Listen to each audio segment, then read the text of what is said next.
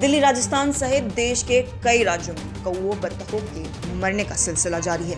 देश में bird flu के बढ़ते मामलों पर केजरीवाल ने कहा कि हमने सैंपल जालंधर जांच के लिए भेजे हैं। 1 या 2 दिन में रिपोर्ट आ जाएगी। रिपोर्ट्स के आधार पर बीमारी को फैलने से रोकने के लिए राज्य सरकार कदम उठा रही है।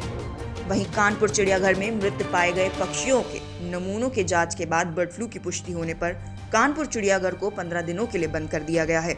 चिड़ियाघर में 6 जनवरी को 4 पक्षी मृत पाए गए थे, जिसके बाद नमूनों को भोपाल में पशु रोग प्रयोगशाला में भेजा गया था। शनिवार को आई रिपोर्ट में मृत पक्षियों में H5 स्ट्रेन बर्ड फ्लू की मौजूदगी की पुष्टि हुई। मध्य प्रदेश में भी बर्ड फ्लू का दायरा तेजी से बढ़ता जा रहा है। अब तक 13 जिलों में हुई कौओं की मौत की वजह बर्ड फ्लू पाई गई है। इसी क्रम में आगर मालवा जिले के कुक्कुट बाजार को 7 दिनों के लिए एहतियातन बंद कर दिया गया है। ब्यूरो रिपोर्ट, खबर INS।